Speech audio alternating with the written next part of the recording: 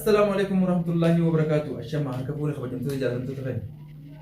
أكما قرتي سجيتا جرتي نتيس كنو أران ترجمة قرتي كاميرا هنا اسمه ديجنا جرا مال أسد ديبتني كدريس أفان قبلتو قرو وناس ديبنا ركما قرتي اسم قرتي كبغا بدن كناتو أسد ديبسه مال يتني يوخن وقا بدن تاتي كنوغا أنيس كمامتين أكيد هايجورا باتي ميكا من هيدا جراجو من هيدا كيسة تويجو خبرمون أبديتو بكنتانت من فيجاني في بكرته حمام في غدا خيس ديمته كرته سرقتو خيسان تريجو أرمو بريء بيجون وين رفاني كرته نبرت أرجماني أس تاو جريجو ركوت جدا كرته واني كيسة أنتورسن نجابة تورافي بكتا تورنيجو خنامتي نمر بانتم ميقاتو جرايجو فكذا نكيسانيجو غرو فجيني روان جراني أرمو إسانكم نبركو هندن تيجي أرى سلامين كانوا نبرت أرجماني وان جراني أنيس تكذا كواني كرته تاي وان ته هندا ورين موجود أنا متوقع وان ته سلا تاي تنجرا أما دبي أما سا كرته ما وان حالته هودي موتي إسانتي همه غرالة إسان يبلغ يجوا غرو نبتشر قبل نبيتني تنجا فوريت مو نتبتا تريتو قوم قرابي نياتا في دوغات هندا نادبا تري منا دكنا فيها بوجانا وجا هلكن ولا باسي كيشو يفهم نقدر تستيجو خلينا كلام يرون رفضنا الحمد لله أمو الروية ده هو أربعة هو إنسان نباس تجيجو قوم ما نبغى حبة لما نفكر نياتا خلاص أكيد توري روز تكيجو تجافكاني فوراني يجوا أفهم كرتي كرتي كيولي كرتي أما أفهم برتوتي نتي أربعن هكذا تنايجو بيشان كنا وان كبرتشوكو نكانيتي برتشوكو نرخيسا فورنا فجأة أرنو خنو بوكو يمري وان كرتي أسرع فانا جاي أتيجو أربعن جيسا توريجو إلمي لما أكنتي وانا كنا ورين نوجتا يو تنيس نوجت نمالي كرتي نمي إتامتاي يوغا واني كنا نتاتيتن أنا إسوي جين أمانتو مالي يو تني لغا بتيجو نتلوغا أموغا وانتك وان أسرت تحمتك يو نمي تبكو راه نمي لما سدي إتي أماني وانا تيجو مرتين سنوا مرتين تاتي مرتين مرتوينا نمو أكاتا كرتي إتي نمنو ويربوكو أكاتا نمنو كرتي ورا جيس دينما مرتين يجو الدنيا فراتي تنمو مرتين ميتي خلاص أكيد يتورك كان تاتيجو إلمي نما أفان تكتب سبتو كده ركوع كذي ويرت نوما نوما يجو أنا مو هاتي منا هي مشاكل خررتي ديمتي أسرع إمام في جابتي دكتي نمان قرتي جولي دافع هوانا قولو يه أسرع خارجي يجو فورني أسرع أبان خالد فورتي من هيدا جيس خلال ليه فورتي وانا قول يجو أمو جولين سلا جرتولين وري أجاي باجي يجو سيلين هجيلا فجيني روان جرين كنا مو توفتا قرتي تنباسوتي ديمتي يجو حالا قرتي أجايبات خليه كذا ديمي يجو أكيد خلاص البدن نباسه الحمد لله هو أرنا تريثان نبرت أرجمود الداني النجا به دبرت هون كم تجرتي أيوة السلام عليكم ورحمة الله وبركاته ومتورمو هم تكسروا جرتوس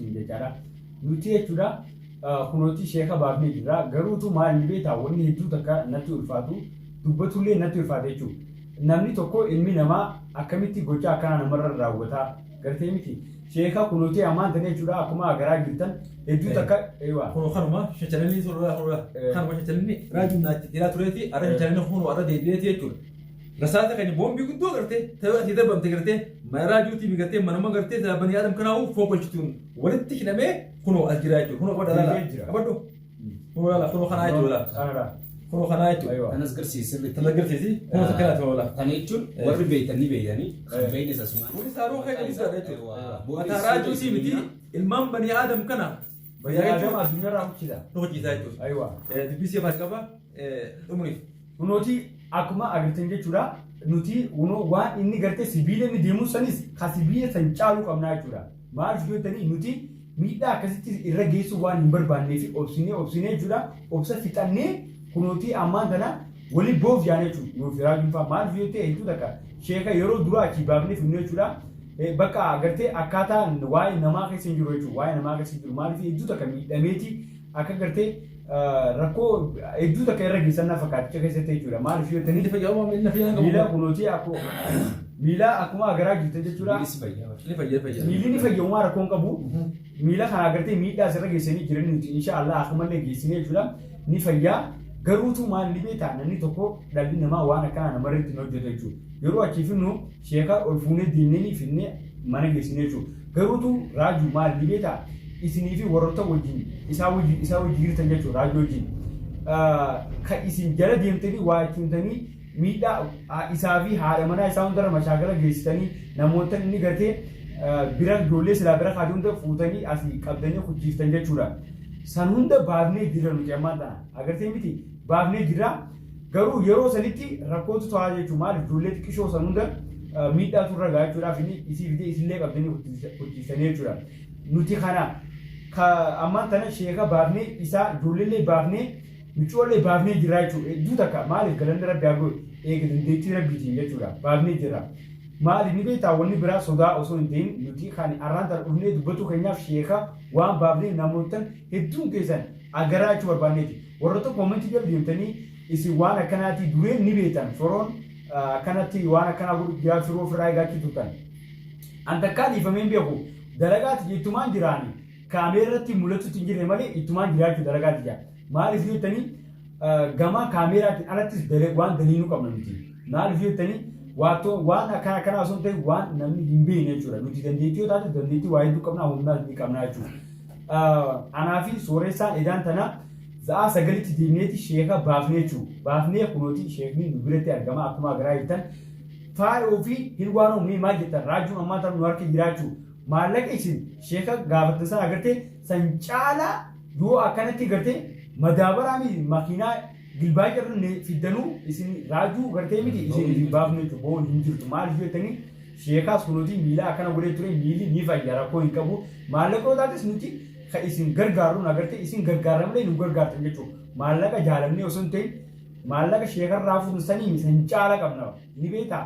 Saniifuu amma tanaa maallaqa rakkoo hin qabu jechuudha. Raajuu haala kamiin akka baaftan namoota tumsa keessa warreen dureen isin wajjin deemu fidadhaa hedduu miifadhaa qotaa. Nutummaa sadeen kunuu nama 100 fiddan amma ifirraa isin dhorkinaa jechuudha. Maal dandeessiteenyitti amannaa jechuudha. Gamanumaanuu mee sooressaa. Akkasaniiti akkuma gaa isin jeetti waa hunda isin jira kanarratti gaa yaaduma dabalaatiin qaba akkasitti warri gaa tana booda raajuu baafna maal jettanii tattaaffii goottanii lubbuu teessanitti taphatinaa isin jechuu barbaadati. Halaaqa ifin naginaa jechuu barbaadati. Leenca hin taphatinaa jechuu barbaadati. Leenca fi immoo leencaa hin qaqqabinaadha jechuu barbaadati. Asumaan immoo irra guddaan wanni gaafa sanis akkasumas isatti deddeebi'eef amma irra guddaa wanni an takka irra naa galte raajuu jechuun mana isaa akka dachii jalaa qabuun bare yaani hulaa inni seenuun innis fayyaan dachii jala jiraata akka nama mootummaa gartee yookiin riphee lolaa dhiyeessuu tokkotti dachii jala galaa yaani inni mana isaa fakkeenyaaf meetira 15 hangasinatti ni fakkaatti kamani isarraa fagaatee dachii jala seenee achiin dachii jala dhufee mana ol ba'aa jechuudha.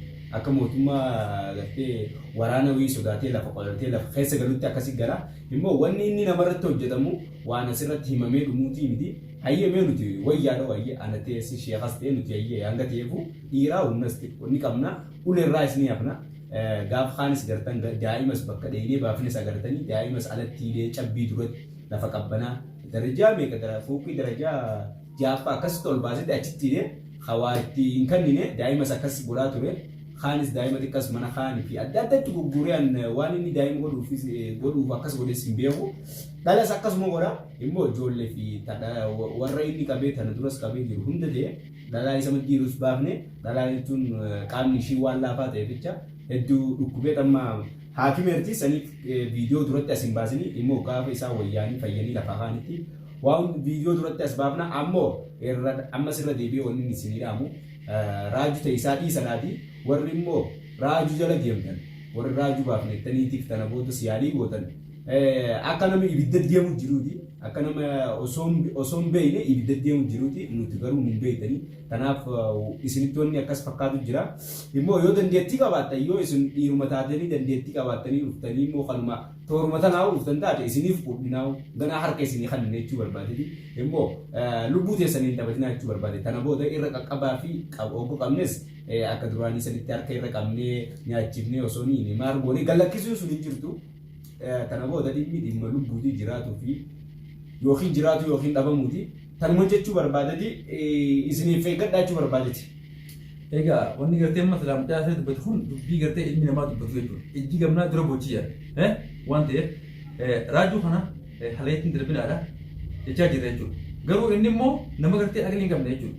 Maali fuudheeti nama jafaqee nama diree namni kun natti araarame jee fuudhee ifamanii jechuudha akkasitti deemu maali kun ammoo dawaan gartee angaafattoo godhee fuudhee jechuudha dawaan lafee fi foon jidduu jirti ittumaan himaatu jira jechuudha wantoota hin xumuranne fuudheeti karatti ifirraa hambise dawaa jechuudha hin nyaatin dawaan gartee silaa itti godhaa jeenis intalti gartee bineettonni fuudheeti hammaama naqaa turte jechuudha hammaama naqaa turte jechuudha ammoo inni kan maraateetti duraanis dhalootaa fi goobana itti jechaa turte jechuudha amma goobantimmaa isattis dukattee jirti marmasaa kanaaf karaa walaalee jira garuu ilmaan saasaniif garaa nama nyaata waan ta'eef ilmaan kun gartee booda abbaa jaaniiti garaa gartee nama laaleessa waan ta'eef nuti immoo akkaataa inni gartee nurratti hojjete kana illee isirratti illee hojjennu jeetuma jira jechuudha garuu yoo gartee inni kun nama beeku ta'ee adabatee kataa'u ta'e hafirraa ta'uu baannaan immoo isaatu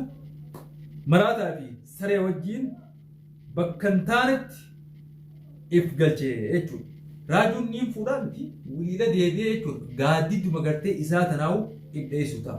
Ni beeytanii sareen oguma raatti. Deebitee bara sareen oguma raatte eeguma tana biqinnaa turtee badda. Eeguma fira nyaatti.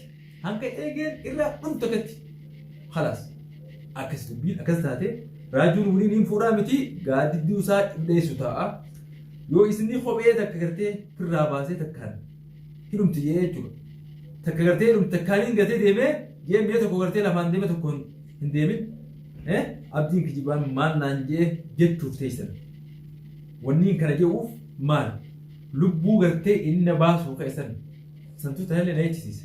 Ani gocha gartee gara jabummaa kana afaan kiyyallee miti wallahi itillee ni adda hin beeku jechuudha. garuu akkaataa gartee inni godhatantu kana hunda neechisiise raajuun tanaa tunis tanaa hatta faayoonis namoonni dhalaan gartee isiin gartee mana nyaachiftee qeensa gartee harraa hin cirre gartee ija nama keessaa guuruudhaaf akka gartee namatti baaftee jirtu jechuudha fuula gartee guyyaan gartee fuula irraa bantee gartee nama sana hundaa'u isiin fiddee barsheefa bara abdii nama akkanaati namni suni jettee ifa ifatti wal barsiisu ta'uuf dhufaa jira. Fagoo miti dhiyoodha. Amataa miti baatiidha. Baatii mi guyyaan lakkaa'amaa jira jechuudha. Tanumaan isiniidhaan kunaan dubbii gabaabduu. Egaa taakkisii jechuudha. Wanni sheekni jechuun jirus kunootii tanaa jechuudha. Hedduu takka ammaan tana isin dheeressu keenyaaf dhiifamaa isin jenna. Akka viidiyoo biraatiin walitti deebinu. Assalaamu alaikum warahmatullahi wabarakatuh.